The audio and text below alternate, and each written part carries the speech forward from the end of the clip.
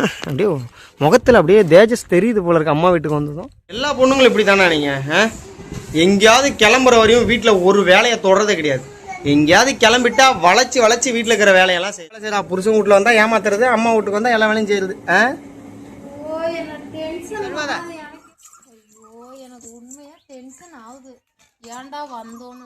வந்த உடனே நீட்டாக சுத்தம் பண்ணி வச்சிருக்காங்களா, உட்காரணுமா? நானே சின்ன வயசுல உட்காந்தது. எல்லாரும் ஊருக்கு கிளம்பிட்டு இருக்காங்க. அம்பாரம் போகிறோம். நீ சிவா லீவ் போட்டான் திங்கக்கிழமை. ஸ்கூலில் சொல்லிட்டோம், என்னங்க எப்போ பார்த்தாலும் இதே சொல்கிறீங்கன்னு சொல்லி கேட்டாங்க. அவனுக்கு பூச்சி கடிச்சுன்னு சொன்னேன் பார்த்தீங்களா. நைட்லாம் தூங்கும்போது எனக்கு தூக்கமே இல்லை. அவனை சரியாக பராமரிக்காமல் கவனிக்காமல் விடுறோம்னு சொல்லிட்டு எனக்கு மனசு ரொம்ப கஷ்டமாயிடுச்சு. அப்புறம் அம்மாய்க்கு ஃபோன் அடிச்சு இந்த மாதிரி இருக்குது அப்படின்னு சொல்லலாம். இங்கே கவர்மெண்ட்டு போனால் ஊசிலாம் போட மாட்டேன்னாங்க. அதோ பசுமைட்டுன்னு சொல்லி ஒரு ஆயில்மெண்ட்டும் உங்கள் அம்மாசில் மாத்திரையும் தான் கொடுத்தாங்க. 2 நாளாக காய்ச்சல் வேறு அடிச்சுதா. சரி போயிட்டு பச்சிலே கொடுக்கலான்னு சொல்லி கூப்பிட்டு போகிறேன். சின்ன வயசுல எனக்கு இதே மாதிரி இருந்தது. அங்கே போய் தான் சரியாச்சு. அதுக்காக கிளம்பிட்டு இருக்கோம். இவங்கெல்லாம் இப்போ தான் கிளம்பிட்டு இருக்காங்க. வாங்க அப்படியே இந்த விளாக் கண்டிப்பாக பண்ணலாம்.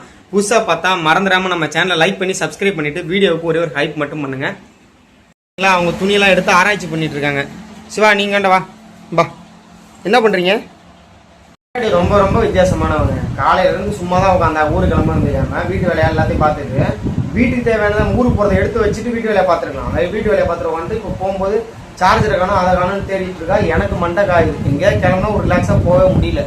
ஏன்னா இதுக்கு மேலே போய் அங்கே பச்சில் வரட்டு எத்தனை மணிக்கு வாங்குறது? இருட்டில் போய் ஒரு பச்சில் தேடி வரா என்னன்னு எனக்கு தெரியல. பிக்னிக் போகிற மாதிரி பார்த்தீங்களா, அவ்வளோ ஜாலியாக நிற்கிறான்னு. ஊருக்கு எடுத்துகிட்டு போகலான்னு விற்கிறாருங்க. அது வேற அப்பப்போ கழட்டிக்குது. ஆமாம், கம்மியாக தான் எடுத்துகிட்டு போனோம். இந்த டைம் பிஞ்சா இருக்கு. ஏமா பரவாயில்ல. எல்லா பொண்ணுங்களும் இப்படி தானே நீங்கள்? எங்கேயாவது கிளம்புற வரையும் வீட்டில் ஒரு வேலையை தொடரதே கிடையாது. எங்கேயாவது கிளம்பிட்டா வளைச்சி வளைச்சி வீட்டில் இருக்கிற வேலையெல்லாம் செய்யுது. அது ஏன்? வீட்டு வேலை இல்லைங்க. அங்கே பாரு, அங்கே பாரு, குட்டியை வேற எங்கே விட்டுட்டு போயிடுவாங்களாம். தூக்கு. ஏன்னா நம்ம போயிட்டு சரி சரி ஒரு டைம் இதில் ஒரு பார்த்தீங்களா, இதில் ஒரு 25 செகண்ட் இப்போ வீணாகிட்டா. கிளம்பு போ. முன்னெல்லாம் இங்கேருந்து அங்கே போகிறதா ரொம்ப வேகமாக கிளம்புவா. இப்போ அதை கூட பண்ண மாட்டேங்கிறா. வீட்டை பூட்டிட்டு திரும்ப போய் இங்கே பாருங்களா, இதை தேடி எடுத்துகிட்டு வராங்க உள்ளே போய். பெட்ரோல் போட்டாச்சுங்க. இனிமேல் போயிட்டு ஊருக்கு வர்ற அன்னைக்கு தான் பெட்ரோல். போகலாமா? வாங்க போகலாம். வெள்ளை இல்லை, வெள்ளை இருக்குல்ல, சாதா இருக்கு. நம்ம கிராம ஏரியா சைடு கிளம்பிட்டோம்னா பார்த்தீங்களா, அப்படியே சும்மா கண்ணுக்கு கவர்ச்சி அழகாக இருக்குது. குடிக்கிறது ஜாமான் வளர்க்குறதுக்குலாம் சோப்பு எதுவும் இருக்காதுங்க. அதனால எல்லாம் வாங்கிட்டு டீ பசி தாங்க முடியல. அங்கே வந்து சொல்கிறா அதுக்கு எதாவது வாங்கிட்டு போகலான்னு நின்றுட்டு இருக்கோம் கடையில். ஆமாம், அப்படியே முகத்தில் அப்படியே தேஜஸ் தெரியுது போல இருக்கு அம்மா வீட்டுக்கு வந்ததும். எனக்கு தொண்டை கிட்ட கம்மி போச்சு.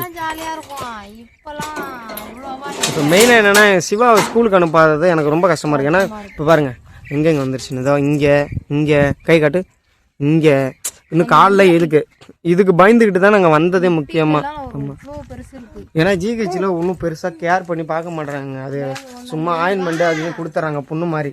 அதனால சரி கூட்டு வந்து பச்சை கட்டி உனக்கு கிளியர் ஃபஸ்ட்டு உடம்பு ஆரோக்கியமாக இருக்கணும். எதாக இருந்தாலும் பார்த்துக்கலாம். அதுக்காக தான் மெயினாக நான் இப்போ கிளம்பி வந்துட்டேன். அதே டீச்சர் காலையில் ஃபோன் அடித்து சொன்னேன். அவங்களே லைட்டாக கொஞ்சம் டென்ஷன் ஆகிட்டாங்க, ஏன் அப்படி பண்ணுறீங்கன்னு. இல்லை மேடம் ரொம்ப மாதிரி இருக்குது, கூட்டு வந்து விட்டாரன்னு சொல்லி. ஐயோ தண்ணி இல்லாமல் அங்கே பாருங்கள், ஆள் இல்லாமல் எதையும் வைக்கக்கூடாது. வளரலன்னு குறை சொன்னால் போதுமா, எப்படி கிடக்கு பார்த்தீங்களா. அடுத்து எங்கள் அம்மா கொடுக்காத அவங்க டேஸ்ட் பண்ணாங்க. வந்துட்டாங்க இவங்க வழக்கம் போல் எங்கேயோ பஞ்சாயத்துக்கு போயிட்டாங்க. வந்த உடனே நீட்டாக சுத்தம் பண்ணி வச்சுருக்காங்களா, உட்காரணுமா. நானே சின்ன வயசில் உட்காந்தது. இதுக்கப்புறம் வெளியிலே உட்காந்தது படுத்து வாய்ப்பு இல்லை. வந்துட்டுங்க எங்கள் அம்மா வீட்டிலேருந்து வந்துட்டோங்க. அப்புறமா வரோம் நாங்கள் கோழியில் அங்கே வந்துட்டு ஃபுல்லாக ரூம்லாம் புலம்பிகிட்டே சுத்தம் பண்ணுறோம். இதுக்கு தான் நாங்கள் வர்றதே இல்லை, எரிச்சலாக இருக்குது. இப்படி சுத்தம் பண்ணிட்டுருக்கேன். ரொம்ப மோசமாக குப்பைலாம் கிடக்குது. இவங்களுக்கு இங்கே வந்துட்டா ஜாலி, ஆனால் எங்கெல்லாம் முடியல. தண்ணி சுத்தமாக இல்லை. தண்ணி 5 மணிக்கு மேலே தான் வரும். தண்ணி வந்தோன்னா தண்ணி பிடிச்சி குளிக்கணும், சாப்பாடு செய்யணும், டீ போடணும், நிறைய வேலை இருக்குது. அவங்க அம்மா வந்துகிட்டே இருக்காங்க. அவங்க எப்படி 10 மணிக்கு மேலே தான் வருவாங்க. அவங்கள போய்ட்டு கூட்டு வரணும். குப்பை கிடக்கு இன்னும் உள்ளெல்லாம் செம குப்பை கிடக்கு. மேடம் க்ளீன் பண்ணிகிட்ருக்காங்க உள்ளே. குள்ளையா நினைக்கிறாங்க. குள்ளையா அப்புறம் இங்கே பாரு திரும்பி ஒரு முறை 2 முறை. என்னம்மா கட்டெரும்பு கடிச்சிருச்சா? ஐயோ அழுவாத அழுவாத.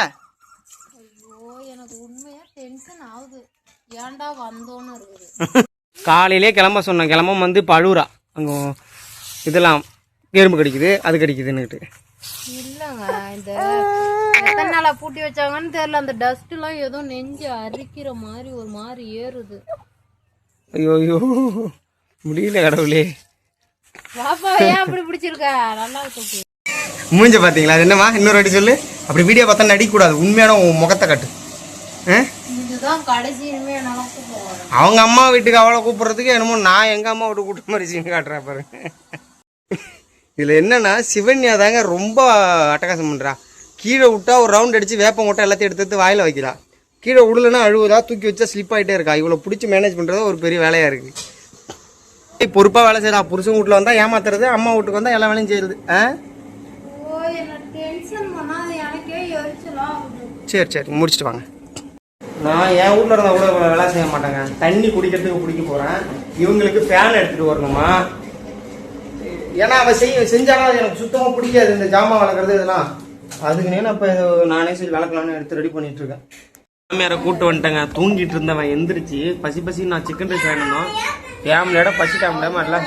எங்க ஊர்ல சிக்கன் ரைஸ் பாத்தீங்கன்னா 130 ரூபா, சோறே இருக்காது, வெறும் மாவு மட்டும் பிசைஞ்சு சிக்கன் ரைஸே இருக்காது. இங்க நல்லா இருக்கு, நல்லா இருக்குன்னா சாப்பாடு கொஞ்சம் நல்லா இருக்கு. சாப்பாடு அதிகமா இருந்து ரேட்டும் கம்மியா இருந்துச்சு. எல்லாம் சாப்பாடு விஷயத்துக்கு அதாவது வரும்போது கதை சொன்னான். எல்லாரும் எங்கேயாவது வெளில போனாங்கன்னா பாத்தீங்கன்னா அவங்க வீட்டில் கார் நிற்குது, இந்த வீடு சூப்பராக இருக்குன்னு பார்க்குறோம். ஆனால் உண்மையாக நாங்கள் என்ன பண்ணுவோம்னா, யார் வீட்டில் ரோஜா செடி இருக்குது, கொய்யா செடி இருக்குது, மாமா இருக்குது, இதை தான் நாங்கள் பார்த்துட்டு வருவோம். வரும்போதெல்லாம் அதான் கதை பேசிகிட்டே வந்தா.